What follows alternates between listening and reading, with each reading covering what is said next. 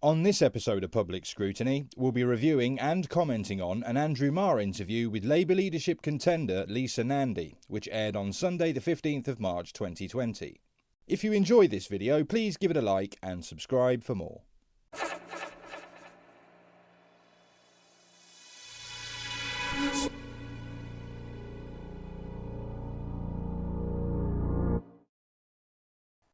Now, by and large, Boris Johnson's handling of the crisis so far has been approved by the public. Not by me, it hasn't, or by last week's Question Time audience if their reactions were anything to go by. But for anyone looking at the record in 30 years' time, it will state that the public approved of the way that he handled it, and the public's true feelings on the matter will likely not be included in the long-term record. But we are seeing signs of any political consensus beginning to fray, with a former Labour leader, Gordon Brown, among others, expressing disquiet. I'm joined now by one of those fighting to become the next Labour leader, from Salford, Lisa Nandy. Lisa Nandy, good morning and welcome. Can I ask you, this has been an extraordinary time in politics. Do you think that ordinary politics is for now suspended? Yes, I think very much so. How convenient for you, given the losses that your party suffered only a few short months ago. In that we clearly need to see political consensus, and we need to reach across the political divide in a politics that's become very angry and tribal in recent years, and work together to deal with the biggest challenge that we've faced for decades. But there is a real problem, I think. I know you've got Matt Hancock on the programme later, and he's been out making statements this week. He's obviously trying his best, but I think even he would accept that the last 48 hours has been a real shambles. You had a government that effectively was sending out the chief scientific advisor on Friday morning saying don't cancel mass events, and by Friday evening was briefing the media that they should be cancelled. Yeah, place your faith in the scientists, ladies and gents. They obviously know what's best. They have it all under control. You can trust them. They're scientists. Now, don't get me wrong, I'm not anti-science, but the chief scientific officer did say that 60% of the population need to become infected so that the country could develop a herd immunity against the virus, and that government stated over and over again that it was following the science, which means that prevention was not an option. So all that crap about washing your hands was exactly that. Crap. They wanted us to become infected. They can't have it both ways. So when I said in a previous video that I didn't think the government was incompetent with regards to its counterintuitive handling of it, I was right. They knew exactly what they were doing, which means they have knowingly acted in a way that will lead to the deaths of a great many of those whose lives and safety they are entrusted to protect. They said that they've given powers to the police and immigration officers to arrest sick people, and then they effectively stuck on and out of office and went to ground for 24 hours. This is causing serious concern out in the public. People just don't know what to do for the best. We've seen people stockpiling in supermarkets. We've seen people ringing schools all around the country, considering whether to actually just take their children out of school because they're worried about their safety. Now, my message is very clear. There is no reason to panic. There's a guy who lives in the same building as me, quite advanced in years. He already has a serious lung condition. We nearly lost him just before Christmas. Would you look him in the eyes and tell him that there's no need to panic? Especially when government did nothing of any great import to stop the spread of the virus. But we need far more information from the government along the lines that the Italian ambassador and the South Korean minister were talking about. This is a public health crisis, and so the public must have confidence in the strategy that the government's following. Well, Andrew Marr just said that by and large people support the government's handling of the crisis. It will be beginning to dawn on everyone that they're going to lose family members and friends because of this. Do you think that they support the government? That they're happy with the way things have been handled? Or have they been emptying supermarket shelves? And we don't know how long it's going to go on for or how bad it's going to be. If you became Labour leader and the Conservatives said it's time for a national government for next year, would you agree to that? Well, I think we certainly need to work together in order to deal with this. I mean, I can't see any prospect, really, that Boris Johnson's going to invite us into government. But I, as leader, would certainly want to step forward and work together to deal with this. I would insist that we immediately publish the advice on which this strategy is based so that the public can have confidence about it. We need an information campaign. At the moment, the government is just putting out gifts saying wash your hands, when just a few months ago we had £104 million spent on a Get Ready for Brexit campaign. These things can be done, and we need to see far more information in the public domain. I mean, the public... Sorry, I'm sorry to jump in, but the government have said that they are going to explain and publish the advice in much more detail than they have. Can I ask you, we're probably on the edge of a whole series of new, fairly draconian measures being taken by ministers, which may last for 2 years. I don't think it's a coincidence that all this is happening now, when globally the powers that be have been under the biggest attack that they've ever faced. The attack ceases and everything gets locked down. But then I must be a cynic or something. In the current context, will the Labour Party support those measures? Well, it depends what they are. I mean, I certainly think that we need to take immediate action now to safeguard people's health, and I think the public largely support that.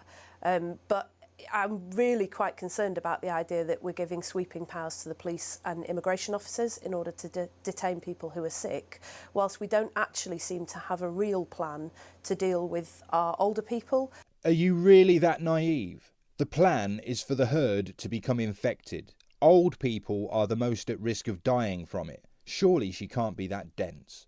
And the fact that many of them are now going to be asked to self-isolate for several months at a time. There wasn't a penny in the budget last week for social care in new funding, despite the fact that we know that that is going to be one of the chief ways that we actually care for people. We can't have everybody in hospitals. Think about this. Care assistants go from home to home multiple times a day, every day. We need a workers' task force set up to make sure that we deal with the outstanding issues of sick pay, so people aren't going into work too ill and infecting other people. There are major issues that the government just quite simply hasn't addressed so far. And if I do win in this contest and become Labour leader, we will be crossing the floor in order to say to the government, let's work together, we need to urgently deal with these. How many times has she mentioned the contest to become Labour leader? I get the impression that her words are more about that than any genuine concern she has, and that's if she has any genuine concern. Now, you mentioned the budget just now. One thing we do know about this government is that it is a much higher spending Conservative government than we might have expected. Billions and billions and billions of extra investment, many of it coming towards the north. Isn't a danger for the Labour Party that they have simply taken your clothes, and that Labour's traditional response is, yeah, but you need to spend even more, isn't going to be enough? I don't think the amount of investment is Labour's only problem. It's not like the multitude of other things wrong with Labour will simply be forgotten about. Well, I want to build a consensus about investment and build a consensus about investing in areas that have seen economic decline for 40 years, including my own town in Wigan. So I very much welcome the change of tack from the government. The problem with the budget last week was that it didn't actually do any of those things. The money that was announced for buses, for example, £5 billion for buses, had already been announced before. Buses?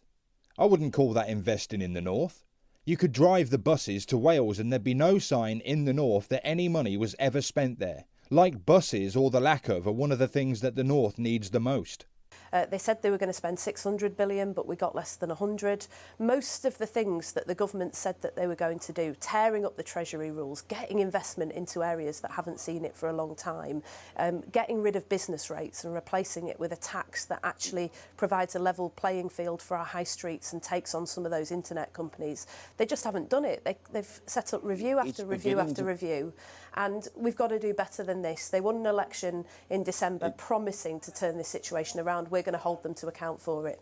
It was Labour who betrayed its own core vote and went full EU and open borders. That's one of the biggest reasons why voters in the north rejected your party. And here you are only 4 months later trying to paint the Tories in a negative light. The Tories didn't betray the north. You did. Well, they're moving the parts of the Treasury to the north. There's a £1.8 billion devolution deal for West Yorkshire, and they say they're borrowing £600 billion for investment. So they are doing some things. It's beginning to sound a little bit like politics as usual, if I may say so. It's always politics as usual with them. The only thing, and I mean the only thing, that Labour cares about is power. It's not in their interest to actually improve the quality of life for their voters. They need hard-up, downtrodden masses just like a private hospital needs sick people in order to make a profit. Well, I want to see them actually deliver, and when they do announce investment, when they announce the £5 billion for buses, I very much welcomed it. But if you look at the small print behind the money that's going to city devolution deals across the country, the Treasury has already decided how much of that money is going to be spent.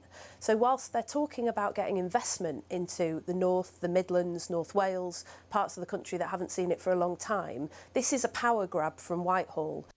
Rubbish. The government was recently elected in a landslide. It already has power for the foreseeable future. And there's a reason that Take Back Control resonated in areas like mine, like no other slogan in my lifetime. It's because people want real power to make those decisions for themselves. No. They wanted our nation to take back the power to control our own affairs instead of our nation being run by the EU. And that is the leadership that Labour needs to show now, that we will be the party that doesn't just get wealth out into our regions, but actually gets power out there as well.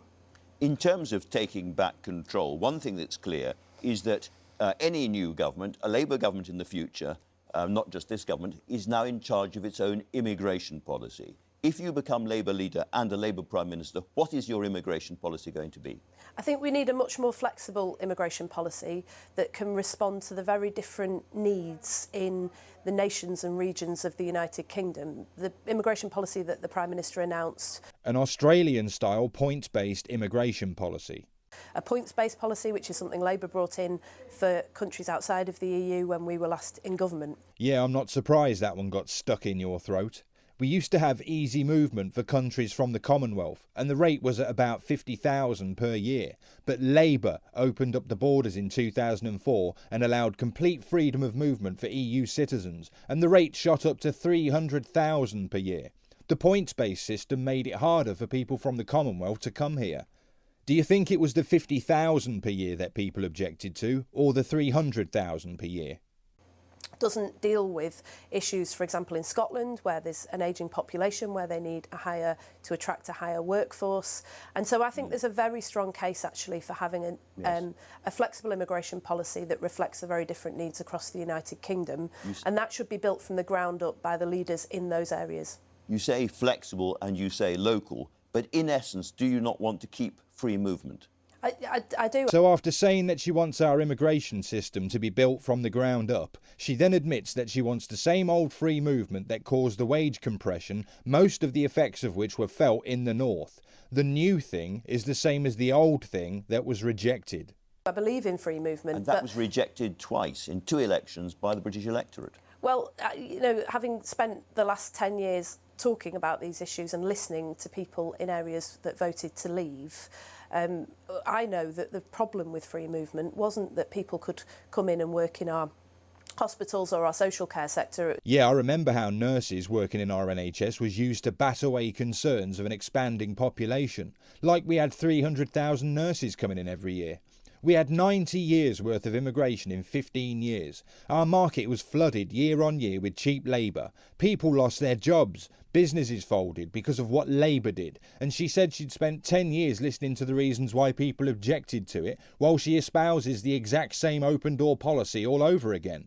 It's the fact that we used it as an excuse not to invest in young people in many towns around the country. We abolished the nursing bursary, we abolished the education maintenance allowance, we got rid of university grants, and so we pulled the rug out from under those young people and denied them opportunities as well. We've got to invest in our young people. That's how free movement becomes sustainable. But I believe in the right of people to go and work where they want, live where they want, marry who they want, study where they want. I think it makes for a better country. The only place people have that entitlement is in the EU, and while it sounds nice, the practical effects are not so nice for those whose standard of living declines as a result. Finally, you are conducting this leadership campaign against the most extraordinary background you could never have imagined, and presumably having to cancel meetings, no longer shaking hands with Labour activists going up and down the country. How are you possibly managing to campaign? Well, at the start of this contest, we launched an app which was designed to be able to be used on people's phones so that they could call up Labour members from wherever they were and see if they could persuade them to vote for me. We've actually taken that app now and offered it to be used to deal with the coronavirus crisis, particularly the fact that they'll be a lot of older people stranded in their homes for quite some time, and we want to make sure that the loneliness epidemic doesn't get worse during this time. Oh, I can just imagine it. So now, instead of just canvassing Labour members, you phone up old people to see how they are or whether they're lonely, and also to see whether they'd consider joining the Labour Party and voting for Lisa Nandy to be the next Labour leader. Everything from these people has a dark taint attached to it. So we've changed what we're doing during the campaign. We've adapted. That's politics, that's life, that's the sort of Labour Party that I want to lead. So we're doing much more virtual Q&As, and we're not doing selfies anymore, unfortunately. But I've said to all of the people who've joined the campaign and got really enthused by it over recent months, the Nand wagon will continue to roll on. And we've got 3 weeks left and there's everything to play for. Thank you very much. If you wanted a selfie with Lisa Nandy, it's already too late. I did kind of like Nandy at the start of the contest. She did appear to be slightly different to the others. But as time has gone on, I've come to realise that the choice is between 3 versions of the same thing, and that which is being offered by all of them is exactly the same as what lost them the last election. A con job. It's disgusting, frankly. How anyone could give their consideration and then vote for it is beyond me. I don't know how gullible someone would have to be to keep falling for the same lies over and over, or to believe that contender A is different to the others when they're all pushing the same policies. It boggles the mind. And with that, I'll end this video there. Thanks for watching. If you enjoyed it, give it a like and subscribe, as it will help this channel to grow. It's only a click or two, and I'll see you in a bit.